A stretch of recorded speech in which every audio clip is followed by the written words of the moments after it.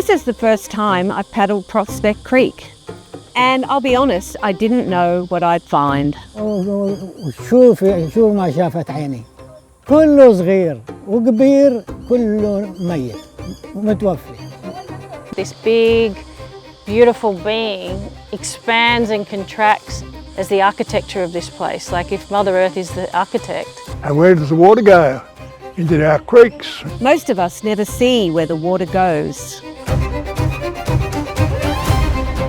If it's raining heavy, we're going to have a flood. Try and understand it, care for it, understand where it's going, and it's not somebody else's problem. The creeks can recover. Many of these problems are preventable. Our water quality testing also shows the creek has poor health. I hate that stuff because it breaks up into smaller bits. It just becomes microplastics. Yeah. I understand very, very, very firsthand that if you don't have water, you don't have life.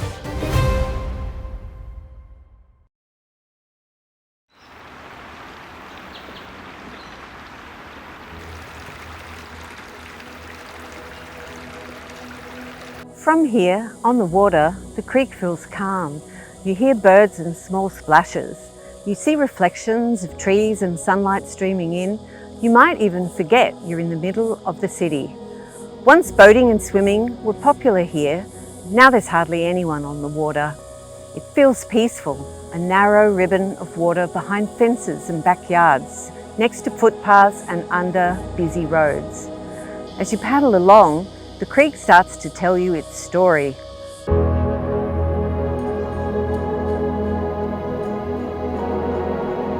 I'm Nell Graham, the Georges Riverkeeper Program Manager. I've paddled many of Sydney's rivers, Parramatta, the Cooks, the Georges River. This is the first time I've paddled Prospect Creek. And I'll be honest, I didn't know what I'd find. Life on this planet began in the water. And water still connects every living thing. Water evaporates into the sky, falls again as rain, moves through rivers, soil, plants and animals, through our own bodies, before returning again to the sea. These creeks don't just carry water, they carry memory, and long before any of us arrived, this was and still is Darug country.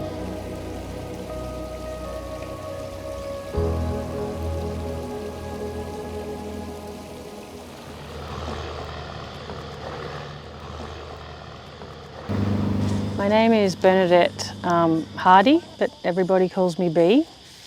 I have lived in Fairfield, as it's known now, for 46 years, and I was born in Fairfield Hospital. My family have lived connected to Gabbargal, Darug country since the first sunrise. My name's Leanne Tobin, and I'm a descendant of Yarramundi, who was a Karaji, a clever man who actually was involved in the early discussions with Governor Phillip when he came out to the Hawkesbury. My ancestry is connected with the Hawkesbury River, the Burburong people belonging to the Kangaroo, and also Wamali, which is the Prospect Blacktown area. But here you've got the Gabbargal, and places like, well, Cabramatta is named after the Cabramatta, which is the place of many mangrove worms. And Gabbro is the mangrove worms. Gabbro is the worm and the gul is the people. So people of the Gabbro. And again, if it's a water mangrove worm and it's in Western Sydney, what's Darug country, so that is a calling to the wateriness of that place and the responsibility of understanding that you should be able to eat wherever you go, you should be able to drink the water wherever you go.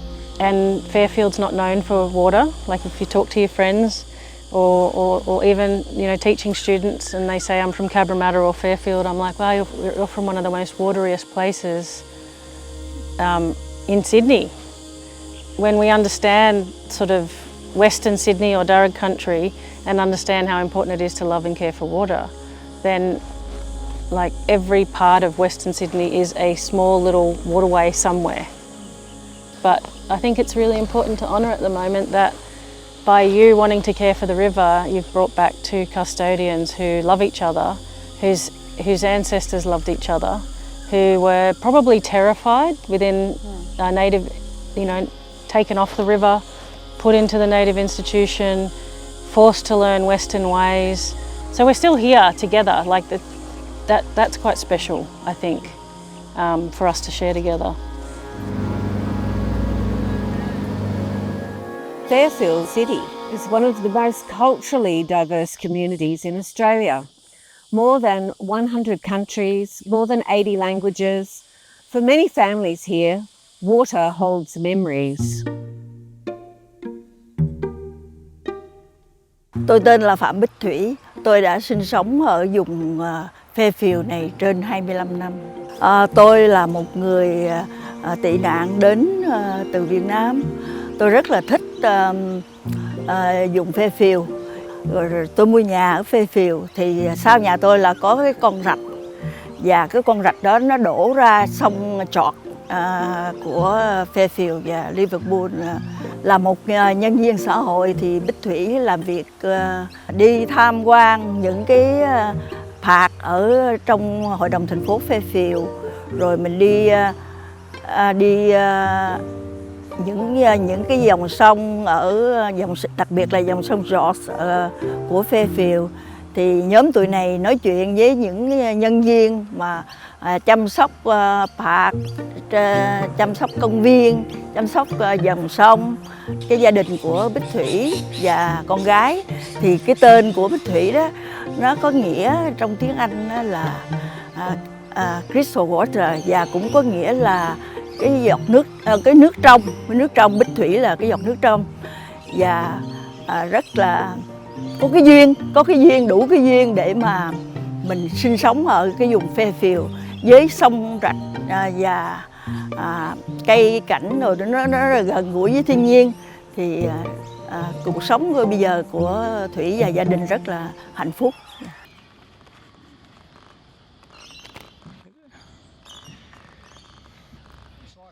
My name's Bob Ward, and I've lived in this area for 72 years. I'm a foundation member of Western Sydney Cycling Network, and I'm also a member of Fairfield Indigenous Flora Park volunteer group.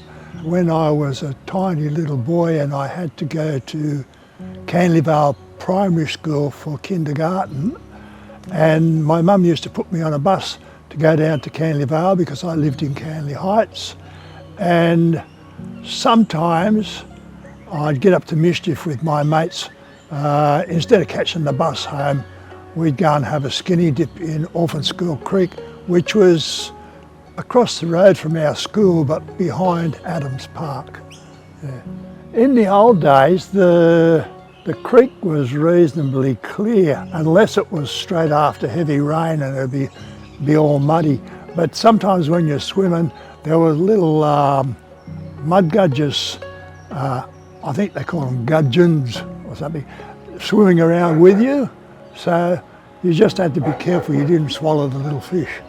I like to take my friends along the cycle paths that are beside our creeks, because Fairfield's really lucky, I suppose. We've got about 5 major creeks in our area. من زاکره هستم. من مدت 1 سال و 2 ماه میشه که در استرالیا آمدیم در سال 2024. من خیلی دوست دارم که امروی مردم ما یک روابط خوبی داشته باشم و خیلی دوست دارم این محیط را که من زندگی میکنم و همچنان استرالیا را، و خیلی دوست دارم با مردم در روابط باشم. این چیز خیلی مرا خوشحال میسازه. فامیلای خود ما در افغانستان همچنان وقتی که در افغانستان بودیم هم ما از جاهای دور می رفتیم به دیدن هم تو جاهایی که آبی داشته باشه و خاص و طبیعی باشه. هم ما ویزیت میکردیم، می رفتیم و خوش بودیم. اما با همدیگر خود لذت می بردیم و از امو محیط خود لذت بخش به ما بود که ما لذت می بردیم.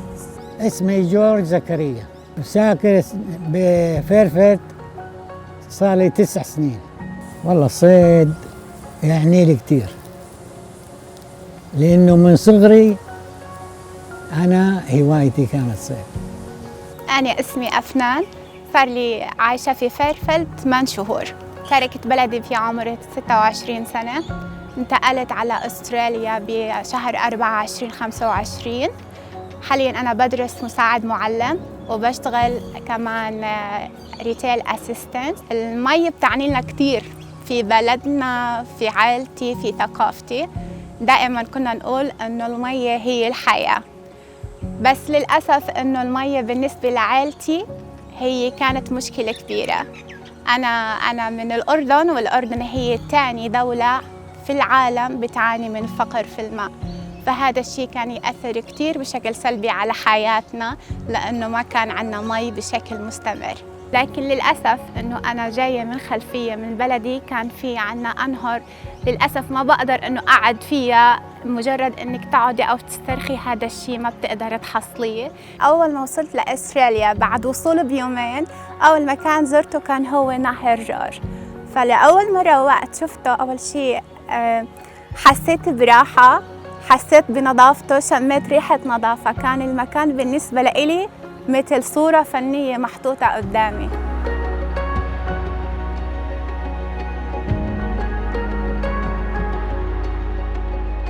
Water is such a big but very personal story for all of us, but like, you know, my first water body is my mother's womb, and there's only one water in the world, there's not two waters, so I feel like water is something that we all share.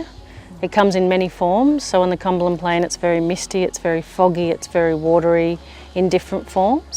And I think when we talk to our friends and family and communities about water, understanding what water you were born on, raised on, connected to, is a really powerful way of bringing us all into relation that we all come from a water body of some kind. The creeks here begin in the higher ground and branch through the suburbs like fingers reaching towards the Georges River. As you paddle along the creek, you start to notice something. Every roof, every driveway, every street sends water in the same direction, from the gutter to the creek to the river, and finally to the ocean. Not in months, sometimes in hours. Most of us never see where the water goes. Sydney relies mainly on rainfall for drinking water. We live in extremes, drought, heat waves, intense storms, and when the rain comes down hard, it can cause real damage. Flooded streets, flooded homes, cleanup that can take weeks. For many people that live here, heavy rain doesn't feel like a blessing. It feels like trouble. When dams drop, we talk about saving water, but during heavy rain, billions of litres rush off hard surfaces and out to sea. This is water we could slow, store and use. Stormwater could be water that helps, not harms. Looking at the creek banks, it's hard to imagine what this place looked like before the suburbs were built. Before houses and roads were built here, rain soaked into the soil. These suburbs sit on ancient floodplains. Clay soils drain slowly. When the Georges River rises, it pushes back into smaller creeks. Flooding is part of this landscape. As residents know, it's one of the most flood-prone areas in Sydney. Today, much of the rain runs straight off roofs, roads and driveways and into the creek. More water, moving faster. That's why flooding can happen so quickly in suburbs like these. I see all these people with concrete front yards, and where does the water go? Into our creeks. And what happens to the creeks? Burst their banks because they just can't hold all the water. And I think that's probably because our creeks are tidal, because they're affected by the tide, because like Orphan School runs into Prospect, and Prospect runs into the Georges River, which runs into, well, into the sea, and it's affected tidally. You know? So if it's high tide, then the water all backs up. If it's raining heavy and there's a high tide, we're going to have a flood. For many families here, flooding isn't just something you see on the news. It's water in the garage, water in the living room, days of cleaning up. But the water hasn't changed. It's the way the land around it has.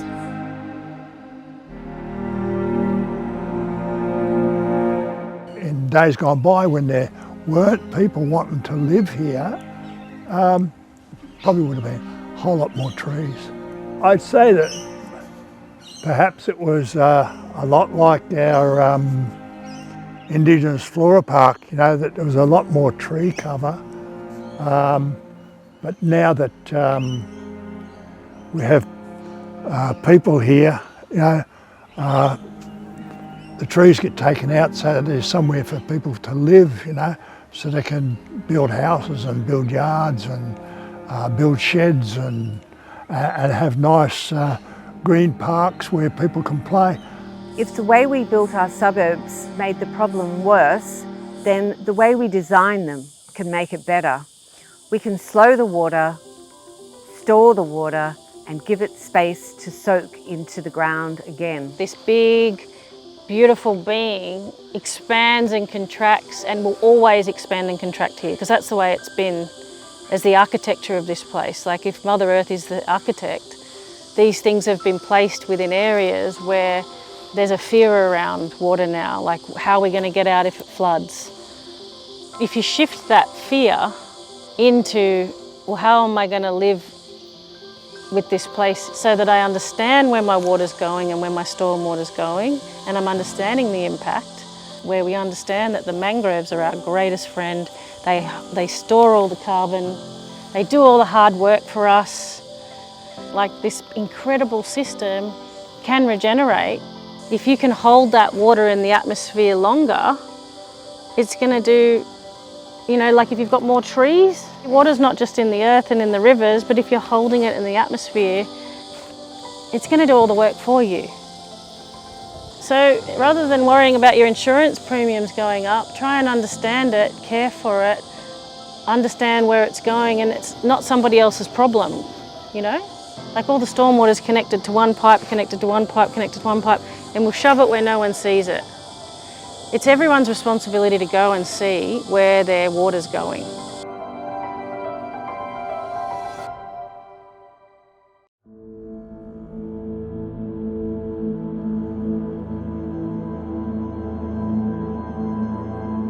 See that plastic caught high in the branches? That's not where it was dropped. That's the high watermark during a flood. At some point, this quiet creek rose fast enough to lift that litter into the trees. Water carries what people left on our streets, in our parks, in our yards. There are devices in the stormwater system to catch rubbish before it reaches the creek.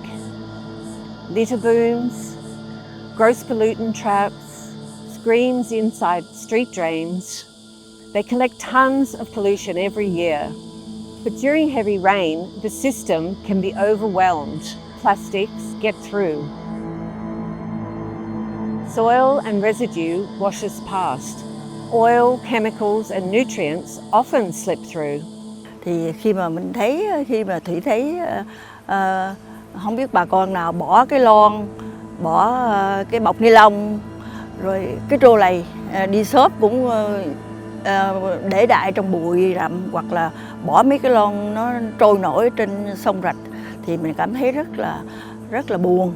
Our creeks can be very polluted compared to when I was a little kid. I mean, yes, they used to get very dirty and very brown after heavy rain and that when I was a kid, but now it's not only do they get brown, but there's all sorts of stuff floating in them, you know, plastic chairs and beach balls and basketballs and tennis balls and loads of foam plastic.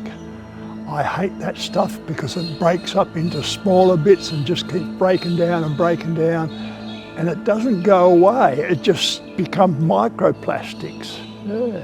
It's microplastics, tiny fragments that settle in soil and sand, that enter the food we eat. You won't see them from a kayak, but they are there. Once pollution reaches the creek, it's much harder to remove. That's why The most effective place to protect the river is back at the street, back at the drain, back at home. Under your streets are two completely different pipe systems. One carries wastewater from the toilets and sinks to treatment plants. The other carries stormwater, rain from roofs and roads straight into creeks. Stormwater is not treated. Many people don't know that. Most of the brown water you see after rain is stormwater, carrying soil, oil and litter. But sometimes rain gets into the wastewater pipes. When the system is overloaded, overflow points release diluted sewage into creeks. Sydney Water is working to improve the pipes and the systems to stop this from occurring. And even in dry weather, blockages from fats, oils and wipes can cause spills. Many of these problems are preventable.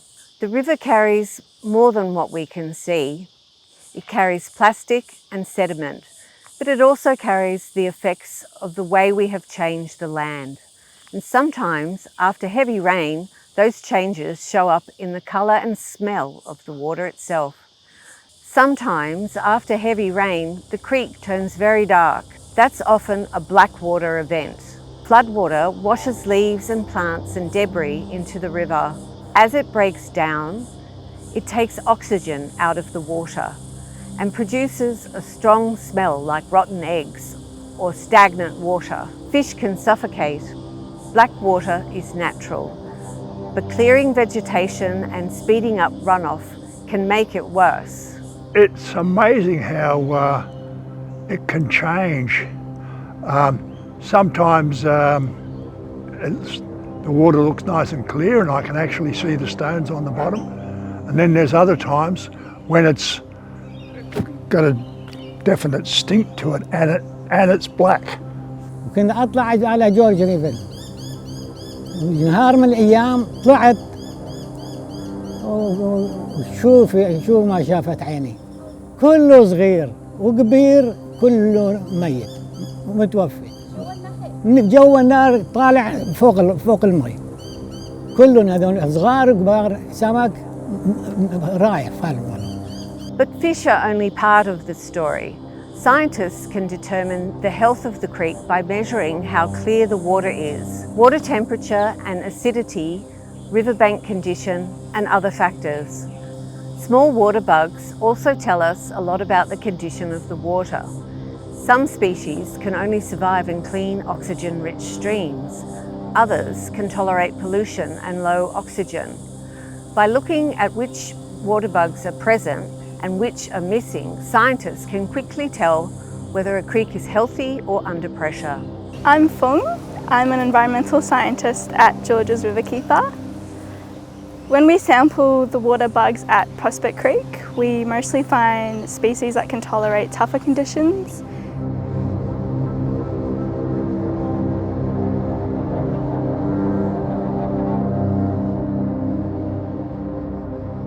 Things like worms, midges, snails and dragonflies.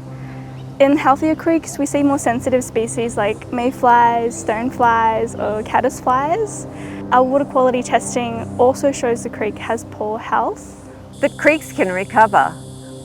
When we reduce pollution and slow the water down, more sensitive species can return. Upstream of Raboul Road boat ramp, authorities advise not eating fish because of historic chemicals like PFAS. They bind to sediment and they accumulate in fish. Water remembers. But rivers can recover if we reduce what we send into them. What enters the system today will still matter decades from now.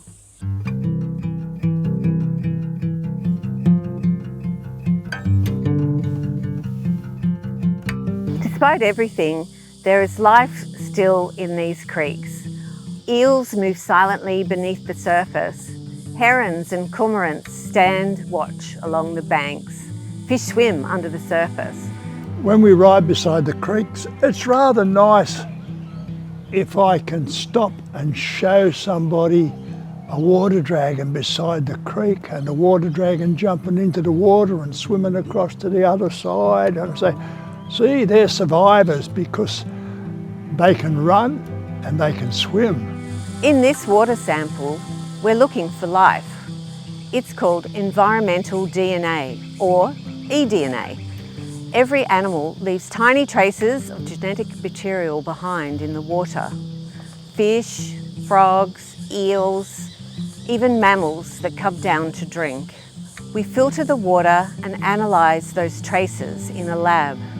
It's a bit like reading a fingerprint left behind by the ecosystem. Using this technique elsewhere in the Georges River, scientists have detected species people didn't even realise were still there. Native fish, long-finned eels, frogs returning after rain, and even our iconic platypus. It shows us something important. Even when water looks murky, even when creeks are under pressure, life can still be present. Sometimes more than we expect. I understand very, very, very firsthand that if you don't have water, you don't have life. عنا بالأردن نظام المياه يسمى نظام الدور. كانت الماء توصل إلى منزل والدي كل يوم سبت مرة واحدة في الأسبوع. كان هذا الشيء كتير يأثر سلبي على حياتنا، مو بس على حياتنا النفسية، برضو على وقتنا وعلى جهدنا. أوقات كان وقت بالمية علشان توصل من البير أو إلى خزانات عنا للبيت كان لازم تستخدم الكهرباء بتساعد إنه المي توصل للخزانات. إذا كان حظك سيء للغاية وما عندك كهرباء، في وقت المي اللي بتيجي من البلدية إلى منازلنا كنا نقعد تقريباً بالأسابيع من دون مي. هذا الشيء كان سبب معاناة اللي يأثر على نفسيتنا وعلى حياتنا وعلى الأيام، لأنه وقت ما كنت بنهر جار على طول عندي الستريس داون قل. حسيت بالطيور، حسيت بالشجر، سمعت صوت الماء الجاري، كأنه المكان very safety إلي للكائنات الحية الثانية.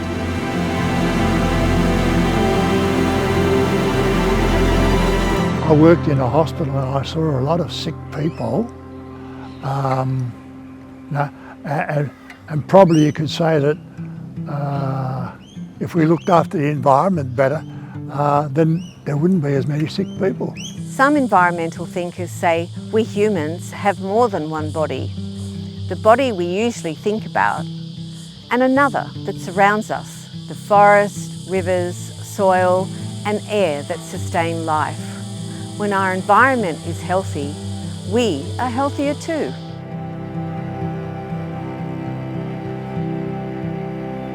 Most pollution entering rivers today comes from stormwater. We can't stop the rain, but we can change what happens when it falls. The more time you spend around creeks like this, the more you realise something. We all need to become a little more fluent in water. Every drink from the tap began as rain. Follow the rain from your roof and see which creek it reaches. Where do the drains in your street lead? Walk beside a creek. Watch how it changes through seasons, storms, and dry times. Once you start seeing the water, it becomes much easier to protect it. There must be better ways of doing things. Bé Thủy nghĩ đó, nếu như mình chứa những cái nước mưa đó thì rất là hữu ích, phải không quý vị?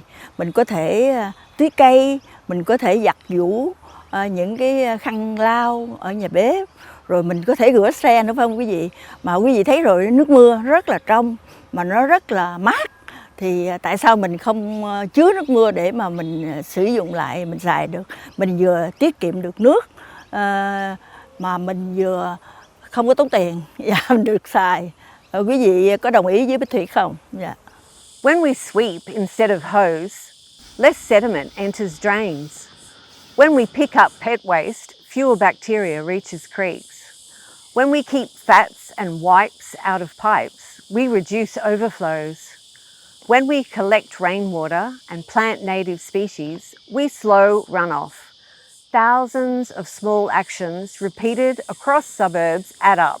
They clean the water, slow the flow into creeks and reduce pressure during storms. همیشه کوشش کنیم که محیط خود را پاک نگه داریم و تمیز نگه داریم، چون این خیلی یک چیزی هست که ما باید در زندگی خود داشته باشیم. قسمی که ما نظافت خود ما را عاد میکنیم، اما قسم باید محیط زیست خود را تمیز داشته باشیم. باید این مسیج ما باید هلپ کنه. Water is a blessing, and just like it, I think it's quite complex, but it's also very simple. Just fall in love with it, and that takes time to fall in love with something, obviously. These creeks are not forgotten. They are being cared for right now. Volunteers propagate native seedlings. The community plants trees. Nature walks help residents understand what lives here. Water sampling tracks change over time, and sometimes care looks simple. We bend down and pick up a piece of rubbish before it washes away or breaks up into microplastics. We roll a shopping trolley back from the edge of the creek before the next storm pulls it in.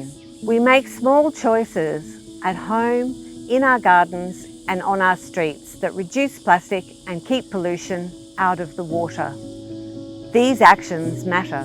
احنا وجودنا على هذا الأرض حتى نحمي البيئة اللي منعيش فيها. هاي مسؤوليتي، مسؤوليتك، مسؤولية الجميع إن نحمي المكان اللي احنا موجودين فيه. You look after Mother Earth and Mother Earth will be looking after you. What if rain wasn't something we tried to get rid of as quickly as possible? Imagine what this creek could look like in the future. Clear water, shaded by tall native trees, kayaks gliding quietly along the surface, children swimming safely in summer, fish healthy enough to catch and eat, abundant life in the creek, homes with rainwater tanks catching every drop, streets designed to slow the rain, letting it seep into the earth and flow gently to the creek.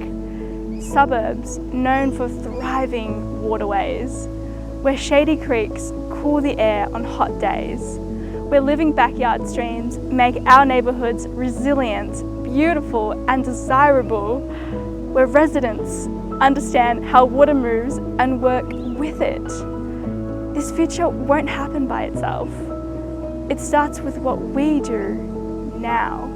But when you put that into context, it's only been a short time of this damage. It's been a big, long relationship Big, long here. timeline. It's a little A blip tiny little blip that we're talking about right now. Pollute most of the waterways in Australia. And the water is clever and can be regenerated so intelligently and so quickly if we collectively come together. It's about you belonging and connecting to that place and having a responsibility. So belonging comes with responsibility. If we could have like any dream, it would be to restore that sense of belonging and that kinship. And then once you've got that, it's a wonderful fuzzy feeling to be belonging, but then you're responsible for it. Rain is not something to get rid of, it's the beginning of the river. From these streets to quiet creeks to the wide waters near the bay, these creeks connect us and need us to care for them. Caring for them is really caring for ourselves and caring for our home.